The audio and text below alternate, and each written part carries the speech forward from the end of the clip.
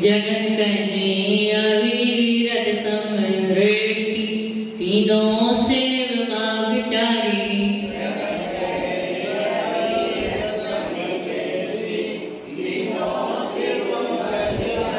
सकल निकल पर मातम दोवे, तिनमें घाती निवारी।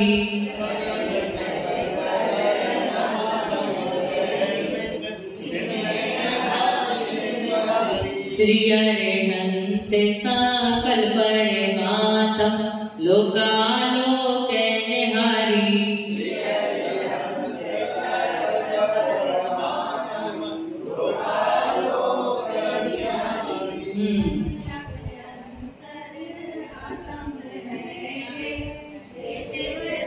सभी लोग पढ़े।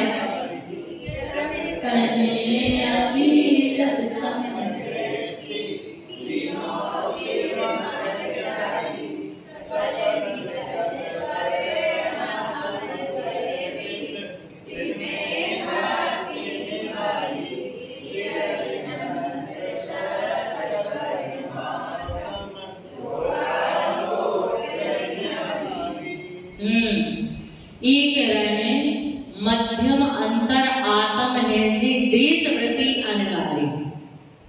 मध्यम अंतर आत्मा कौन है? देश वृत्ति अनगारी। एक तो 5वें गुण स्थान वर्ती और अनगारी। अनगारी मतलब 6ठे गुण स्थान वर्ती, है ना? कल वो बोल रहे थे 7 में से आएगा तो 6ठे गुण स्थान। यहाँ अनगारी किसको लेना है? 6ठे गुण स्थान वर्ती को। तो देश वृत्ति मतलब 5वां गुण स्थान और अनगारी मतलब 6ठा गुण स्थान। ठीक है ना? तो मध्यम अंतरात्मा कौन है? 5वें और 6ठे गुण स्थान वर्ती। ठीक है ना?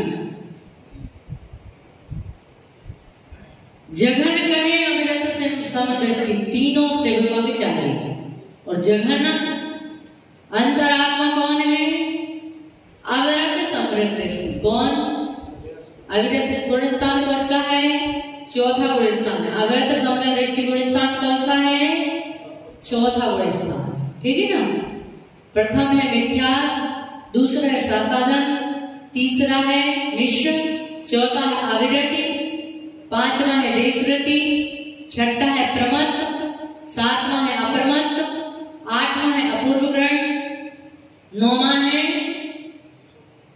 उपशांत, 9वां है नहीं 8वां अपूर्वकरण अनिवृत्तिकरण, 9वां अनिवृत्तिकरण, 10वां सुख संप्राय, 11वां उपशांत मोह, 12वां क्षीण मोह और 13वां संयोग के भी और 14वां अयोग के भी। ठीक है ना?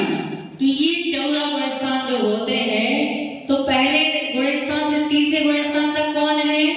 बहिरात्मा। कौन है? बहिरात्मा। फिर चौथे गुण स्थान में कौन है? जघन अंतरात्मा। ठीक है ना? 5वें और 6ठे गुण स्थान में कौन है? मध्यम अंतरात्मा। और 7वें से लेकर के 12वें गुण स्थान तक कौन है? उत्तम अंतरात्मा। ठीक है ना? तो यहाँ पर मध्यम अंतरात्मा देश वृत्ति अनगारी। मध्यम अंतरात्मा जो है 5वें गुण स्थान वर्ती और 6ठे गुण स्थान वर्ती। जघन अंतरात्मा अविरत सम्यक दृष्टि। कौन है? अविरत सम्यक दृष्टि। तीनों सिद्धचारी, तीनों ही मोक्ष मार्गी हैं। कैसे हैं? जघन अंतरात्मा, मध्यम अंतरात्मा और उत्तम अंतरात्मा। ठीक है ना? ये तीनों ही मोक्ष मार्गी हैं, मोक्ष मार्ग में लगे हुए हैं। ठीक है ना? सब अब कहते हैं परमात्मा का लक्षण क्या है? अभी तीनों बता दिए आपको। बहिरात्मा, अंतरात्मा, फिर अंतरात्मा के 3 भेद, उसके बाद आप बता रहे हैं परमात्मा। तो परमात्मा कौन है? जीव का ही भेद है परमात्मा, है ना? जीव की व्यवस्था चल रही है यहाँ पे, तो अभी कह रहे परमात्मा। तो सकल निकल परमात्म 2 भेद। परमात्मा के कितने भेद हैं? 2 भेद है। कौन कौन से? एक तो सकल परमात्मा और दूसरे निकल परमात्मा। 3वें घाती निवारी, जिन्होंने घातीय कर्मों का क्या कर दिया है? नाश कर दिया है। क्या कर दिया है? घातीय कर्मों का जिन्होंने नाश कर दिया है, वो कौन है? श्री अरहंत सकल परमात्मा। वो कौन से परमात्मा है? कौन से परमात्मा है?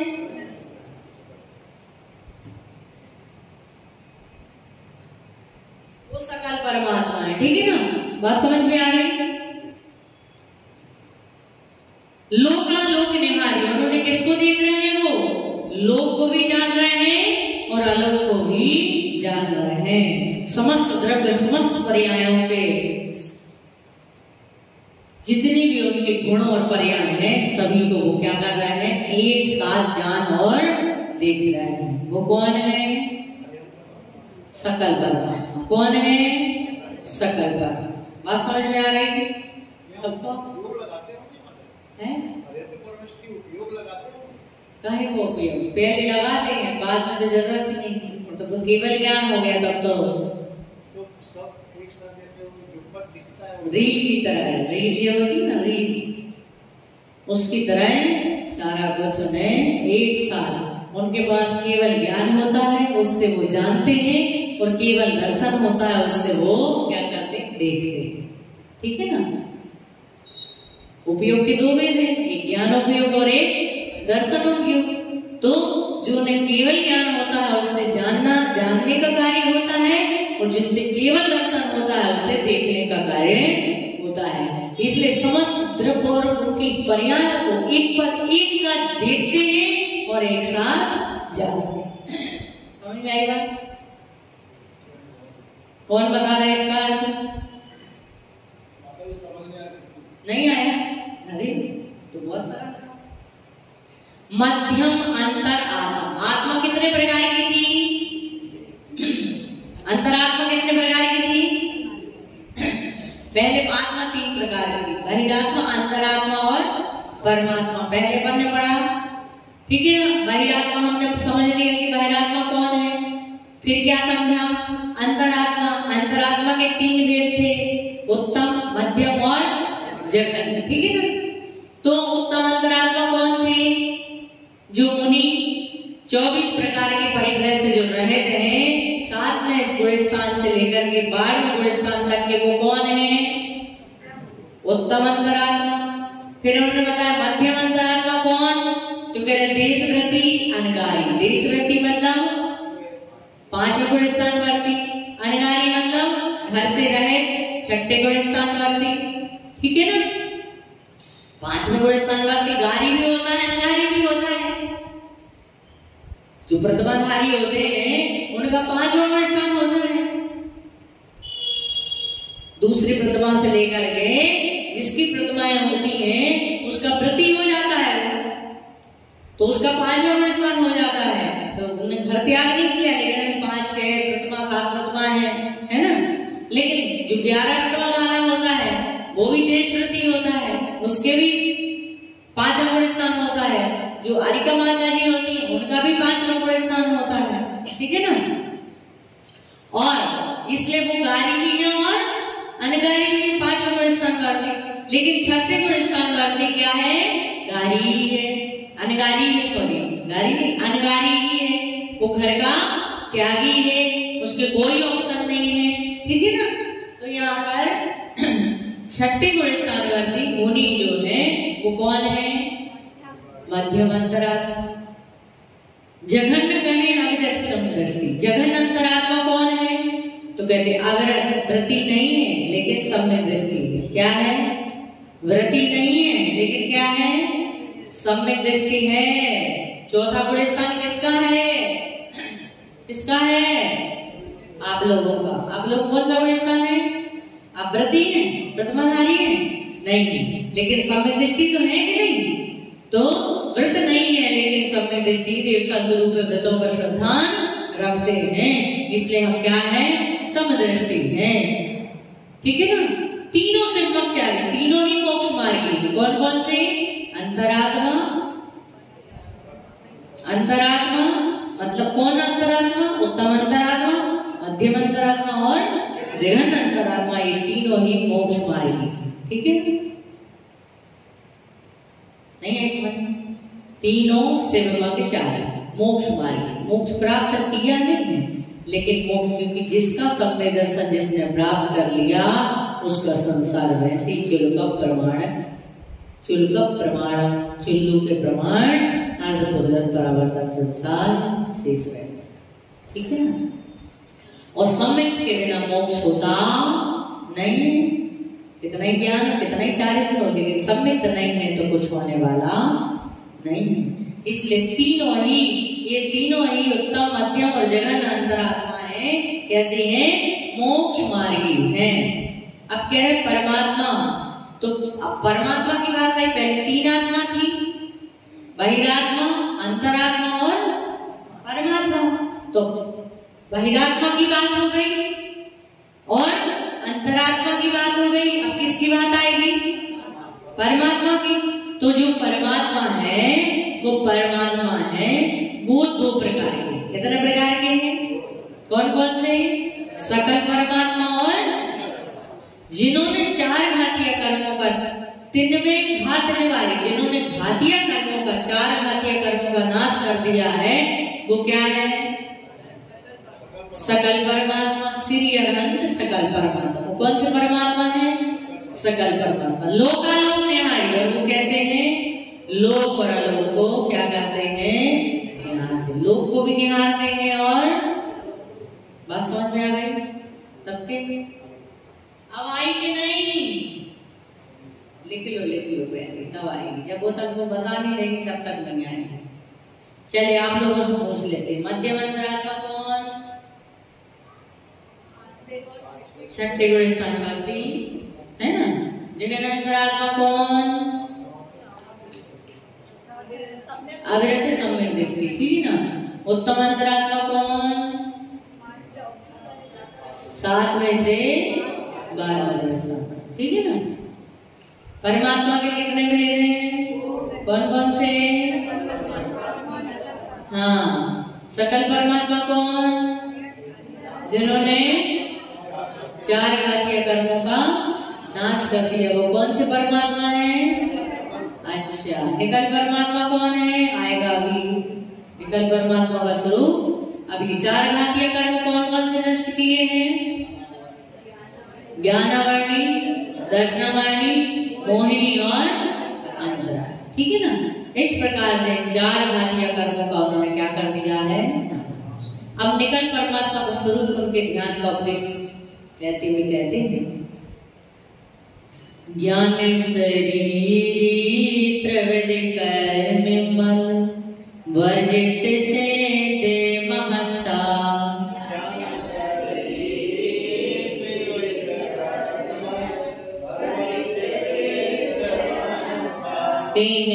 निकलया मल परमात्मा भोगे सर्वे अनंता।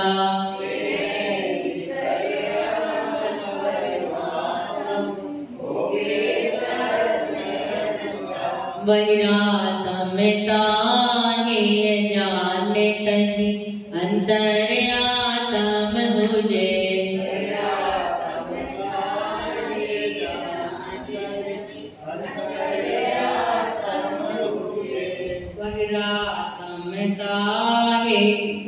परमात्मा को ध्याय निरंतर जो नित्य आनंद तुझे।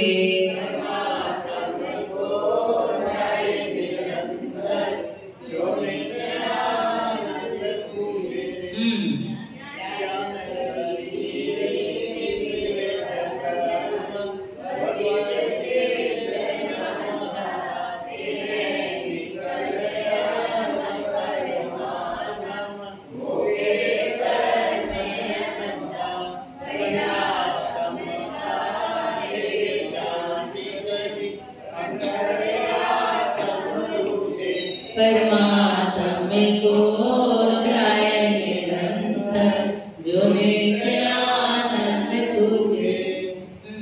ठीक है ना।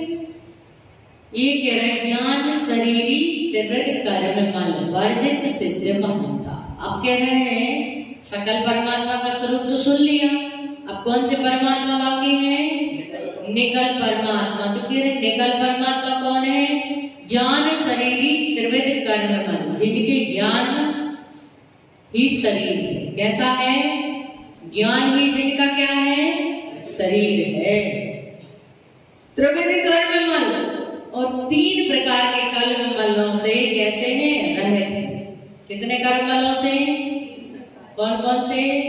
द्रव्य कर्म, भाव कर्म और नो कर्म। द्रव्य कर्म, भाव कर्म और नो कर्म, इन 3 कर्मों से कैसे हैं वो? रहित हैं। वर्जित, वर्जित मतलब रहित। सिद्ध महात्मा, वो सिद्ध महात्मा है, अर्थात महंत मतलब परमात्मा है। ठीक है ना? महंत मतलब पूज्य, वो सिद्ध भगवान पूज्य हैं। ते निकल अमल परमात्मा, उनको क्या कहना चाहिए? निकल अमल कर्मलों से रहित परमात्मा जानना चाहिए। भोगे सर्व अनंता, भोगते हैं किसको? सर्व मतलब सुख को। किसको? सर्व मतलब सुख को। कब तक भोगते हैं? अनंता, कितने समय तक ये भोगते हैं? अनंत समय के लिए। ठीक है ना? समझ में आ गया? ज्ञान ही जिनका शरीर है, 3 प्रकार के कर्म मलों से जो रहित हैं, वो ही पूज्य सिद्ध भगवान है। ते निकल अमल परमात्मा, उन्हें निकल परमात्मा कर्म मलों से रहित अमल परमात्मा कहते हैं। अनंत समय तक सुख को भोगने वाले हैं। बहिरा तम का हे जन, अब कह रहा है, उपदेश दे रहे हैं। बहिरा तम का हे जान तज अंतर आत्म पूंजी, इसलिए क्या करना चाहिए? बहिरात्मपने को त्याग करना चाहिए और अंतरात्मा होना चाहिए। क्या करना चाहिए? बहिरात्मा हे, हे मतलब छोड़ना। आत्मा कितने प्रकार की? 3 प्रकार की, बहिरात्मा, अंतरात्मा और परमात्मा। तो जानने हो तीनों आत्मा है, छोड़ने हो एक आत्मा है, और ग्रहण करने हो 2 आत्मा है। ठीक है ना? अंतरात्मा और परमात्मा। ठीक है ना? तो यहाँ पे बहिरात्मा हे जान तजी, छोड़ना चाहिए, और अंतरात्मा होना चाहिए, क्योंकि अंतरात्मा हुए बिना परमात्मा होना संभव नहीं है। पहले आप सम्यक दृष्टि बनोगे, फिर देशवृत्ति बनोगे, फिर महावृत्ति बनोगे, और फिर महावृत्ति बन करके तप आराधना करके कर्मों को नाश करके क्या बनोगे? अरहंत बनोगे, और अरहंत के बाद फिर बाद में सिद्ध भगवान बनोगे। ठीक है ना? परमात्मा को ध्यान निरंतर। अभी अंतरात्मा हो, और अंतरात्मा होने के बाद किसका ध्यान करना? भैंसा का कि आत्मा का? है किसका ध्यान करना? गुरु ने कहा सबसे जो प्रिय, बोले मन नहीं लगता, बोले जो सबसे प्रिय वस्तु हो उसका ध्यान करो। उसने कहा ठीक है, मेरा तो घर में थे, भैंसा की सेवा करते, तो भैंसा ही मुझे सबसे ज्यादा क्या है?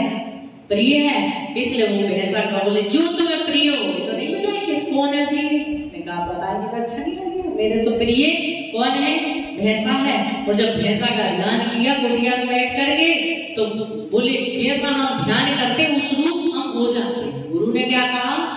जैसा हम ध्यान करते हैं वैसा हम हो जाते हैं। जैसा आप सोचोगे वैसे आपकी हो जाए। आप सोचो मैं कुरूप, तो एक दिन कुरूप हो जाओगे। आप बोले कि मैं बुद्धिहीन, तो एक दिन बुद्धिहीन हो जाओगे। एक दिन सोचोगे अब मैं गरीब, ऐसा आएगा कि एक दिन, है ना? इसलिए पॉजिटिव सोचना चाहिए। क्या बस मैं दुखी तो नहीं होंगे, दुखी तो कहीं ना कहीं से दुख आ जाएगा, है ना? हो जाएगा बिल्कुल। जैसा हम सोचेंगे वैसा होगा। सोच के तो देखो एक बार, धन आएगा। मैं धनवान, मैं गरीब नहीं, तो निश्चित है एक दिन कहीं ना कहीं से ऐसा निमित्त मिलेगा, क्योंकि हमारी जो वर्गनाएं होती हैं, वर्गनाएं बहुत बड़ा कार्य करती हैं। अक्सर ऐसा होता है, आपने देखा होगा, अब तो आपकी उम्र चली गई है, लेकिन जब थी तब आपने ऐसा देखा होगा कि किसी को हम याद करें। अभी भी कभी हम किसी मित्र को, किसी अपने वाले को याद करते हैं तो उसका फोन आ जाता है या सामने से वो खुद ही आ जाता है। अगर तो ये किसने काम किया? जब तरंगे, वो तरंगे, बिजली कहाँ है? लेकिन हमने यहाँ बटन दबाया, यहाँ पे क्या आ गया? तरंगों से तो आ रहा है। आज मोबाइल चला है, जो मोबाइल है ना? आप मुंबई में, कलकत्ता, अमेरिका में बैठ करके आप क्या कर रहे हैं? बात कर रहे हैं। ये कहाँ से आ रहे हैं? तरंगों से तो हो रहा है। किससे हो रहा है? तरंगों से हो रहा है। जब शिमला में बारिश होती है बर्फ की, तो ठंडी यहाँ आ जाती कि नहीं आती? तो ऐसे ही जब विधि क्षेत्र में भगवान की दिव्य देशना फिरती है और हम यहाँ पर ध्यान लगाते हैं, यहाँ पर समय करते, यहाँ पर प्रश्न करते हैं, तो अपने आप उसका समाधान भी हो जाता है। ऐसे ही जैसा हम विचार करते हैं, जैसी हमारी पॉजिटिविटी होती है, तो पॉजिटिव विचारधारा होती है तो सब कुछ पॉजिटिव होता है, और नेगेटिव विचारधारा होती है। आपने देखा होगा कि आप लोग तो टीवी भी खूब देखते हैं, महाभारत, रामायण या युद्ध वगैरह, तो आप शास्त्र भी पढ़े होंगे, उसमें लिखा कि भाई वो युद्ध करने के लिए जा रहे थे तो बोले मत जाओ, हम हार जाएंगे। बोले तुम पहले हार, सबसे पहले तो तू निकल गई कि सबसे पहले सोच तो तेरी हारने की बन गई, इसलिए हार निश्चित है। आता ना शास्त्र में कि अब तो हार निश्चित है, इसलिए सबसे पहले तो तुम्हारे लिए इस राज्य से निकाला जाता है। और यदि कहा कि विजय अपनी निश्चित है, और निश्चित है कि हम पॉजिटिव लेके जाते हैं। पहले ही हम डरे, तो जब डरे पहले से ही है तो निश्चित है कि वहां मैदान में जाने के बाद तो डर नहीं। साइंस में एक नियम है, मतलब साइंस में बहुत बड़ा साइंस है इसका। ऑप्टिमिस्टिक और पैरामिस्टिक है, ऑप्टिमिस्टिक और पैरामिस्टिक। हाँ, आशावाद, निराशावाद। निराशावाद, टेलोपैथी।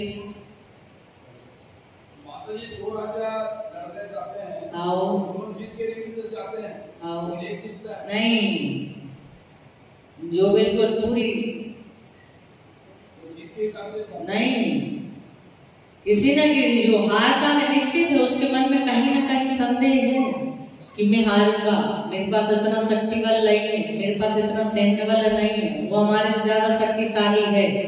या जिसके पास सैन्य बल कम है लेकिन उसके पास उसका मनोबल बड़ा है कि कोई बात नहीं, मेरे पास सैन्य बल कम है लेकिन फिर भी मैं जीत के आऊंगा। और पता चलता है जिसके पास ज्यादा सेना होती वो हार जाता है, जिसके पास कम सेना होती वो जीत जाता है। आप पढ़ना, पुराण पढ़ना। लोगों से ज्यादा सेना कौरवों की। हाँ, अक्षुणी सेना थी, 6 अक्षुणी सेना थी कौरवों के पास, और यहाँ तो सिर्फ श्री कृष्ण थे।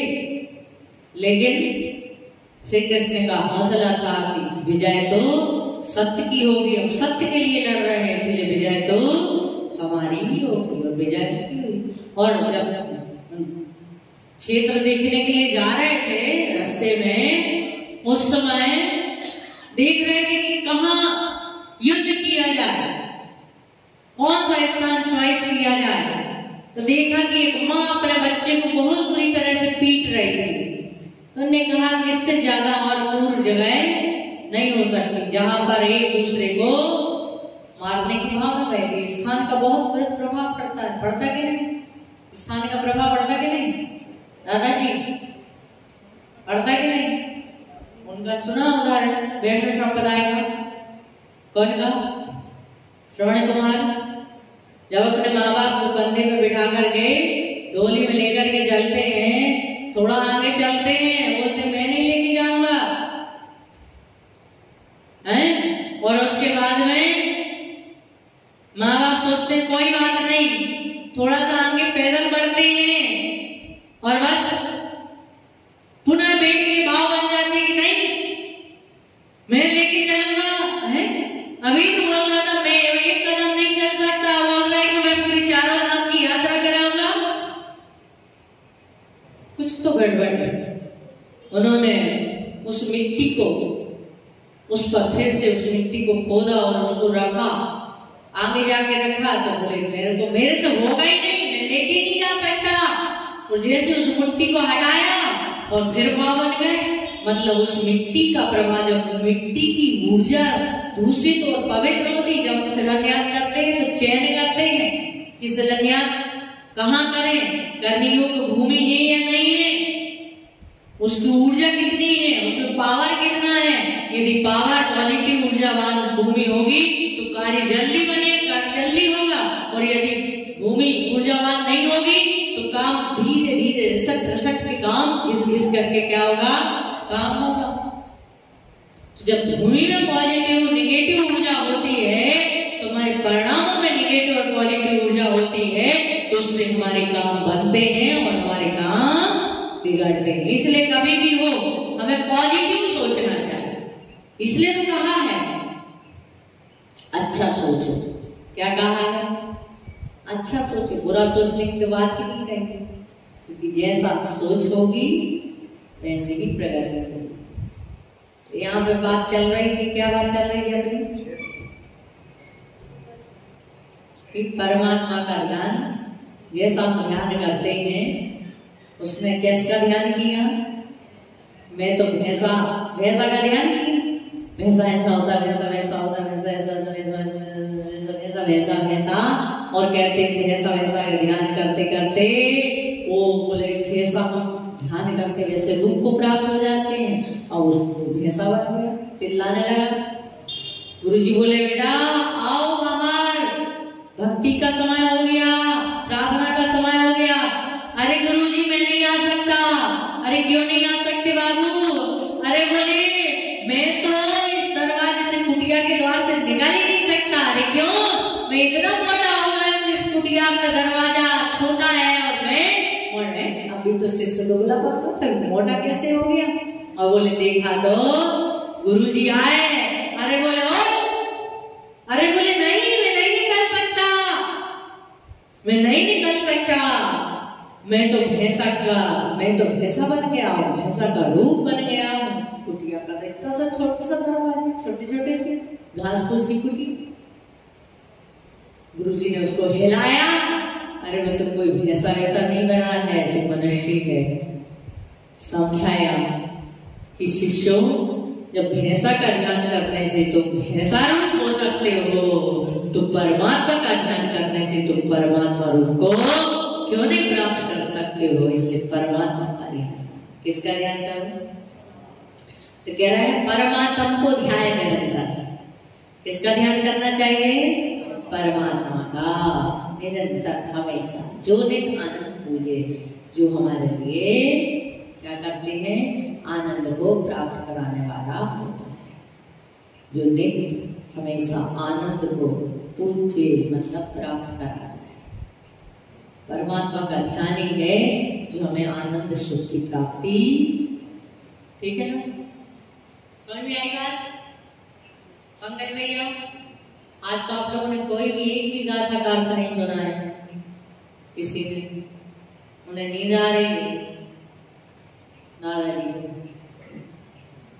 नहीं आ रही? अभी जो झपकी ले रहे थे लिए थे, वही होता है ना। बोले कि सो रहा है क्या? तो बोले नहीं। बोले सो रहा है क्या? बोले नहीं। अरे बोले सो रहा है क्या? बोले नहीं। बार बार आदत। तो बोले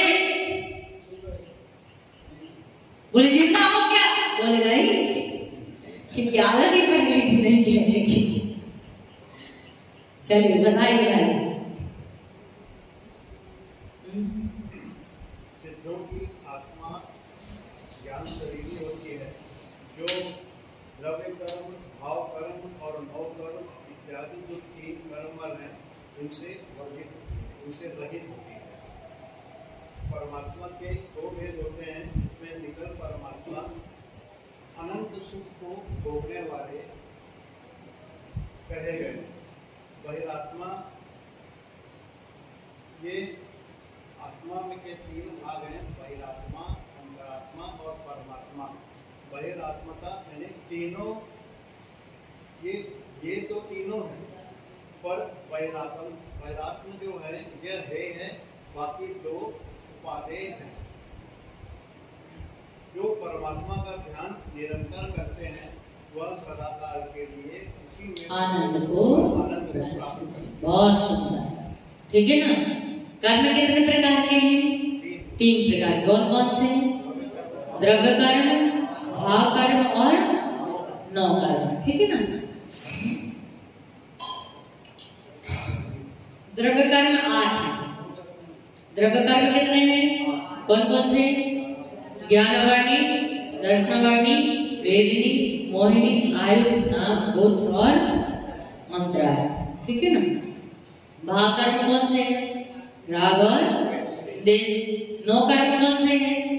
औदार्य, वैक्रिय, आहार। 3 सर आहार, तेजस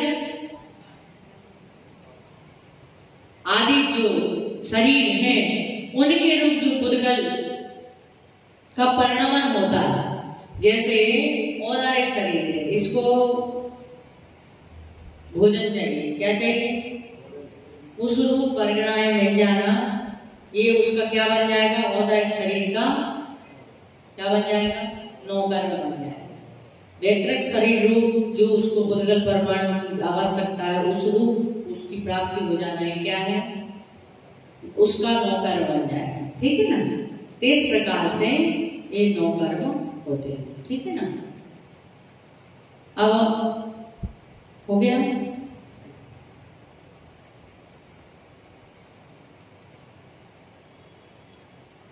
ये जो है 8 कर्मों की स्थिति, 4 कर्मों की स्थिति तो एक जैसी थी। कौन कौन सी? ज्ञानवाणी, दर्शनवाणी, वेदिनी और अंतराय कि 30 कोड़ा कोड़ी सागर की स्थिति। कितनी है? 30 कोड़ा कोड़ी सागर। मोहिनी कर्म की स्थिति कितनी है? 70 कोड़ा कोड़ी सागर। फिर नाम और गोत्र की 20 कोड़ा कोड़ी सागर, ठीक है ना। और आयु कर्म की 33 सागर, ठीक है ना। लिख लिया आप लोगों ने? ज्ञानवाणी, दर्शनवाणी, वेदिनी और अंतराय की स्थिति 30 कोड़ा कोड़ी सागर की। इतने सागर तक तो हमको संसार में भ्रमण करना है। यदि हमने संसार का नाश नहीं किया, सम्यक दर्शन प्राप्त नहीं किया तो 30 कोड़ा कोड़ी सागर। मोहिनी कर्म की 70 कोड़ा कोड़ी सागर। नाम और गोत्र की 20 कोड़ा कोड़ी सागर और आयु की 33 सागर। क्यों 33 सागर? क्यों 33 सागर है? हाँ, सर्वा सिद्धि के जो देव हैं उनकी उत्कृष्ट आयु कितनी है? 33 सागर, ठीक है ना। और नरक के 7 नरक के नायकी की उत्कृष्ट आयु कितनी है? 33 का है। तो आयु कर्म जो है 33 सागर की, इससे ज्यादा आयु होती नहीं है। इससे बीच की भी होती है और कम भी होती है, लेकिन इससे ज्यादा होती। सिद्धि में तो 35 सागर नियम से होती है। किसकी? सिद्धि में जो रहते हैं, हाँ, सबकी 33 सागर। वहां नारकी की 33 सागर है। उत्कृष्ट, ज्यादा से ज्यादा जैसे किसी ने उत्कृष्ट आयु होगी है नरक में, 7वें नरक में, तो वो 33 सागर वहां रहेगा।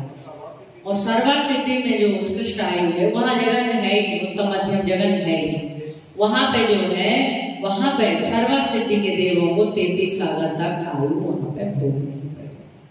7वें नरक के 33 सागर की आयु से पूर्व भी वहां से विच्छेद कर सकते हैं। 7वें नरक से, 7वें नरक में जो जीव है 33 सागर की आयु बन रहा है, वो समय आने पर किसी मृत्यु को पाके वहां से बाहर भी आ सकते हैं। 7वें नरक से भी बाहर आने की स्थिति बनती है? नहीं, 7वें नरक की आयु कितनी बांधी उसने, उसके ऊपर है। 7वें नरक में जघन आयु है 22 सागर। कितनी है? 22 सागर। उत्कृष्ट आयु है 33 सागर और मध्यम आयु 22 के ऊपर की जितनी जो भी आयु रहेगी उसकी 22 से 23, 24, 25, 26, 27, 28, 29, 30, 31, 32, 33। 33 के पहले और 22 से आगे की बीच की जो भी स्थिति होगी वो कहलाएगी मध्यमा। ठीक है? चलिए अब यहाँ पर समाप्त होते हैं। तो कोई प्रश्न तो पूछ सकते हैं। एक जगह उल्लेख आया था माता जी, एक संघ विहार कर रहा था। हाँ। और संध्या का समय था, करीब करीब स्थिति थी। तो उस समय आचार्य महाराज रुक तो गए, लेकिन 1 सेकंड के अंदर बोले विहार करो। कहाँ के लिए?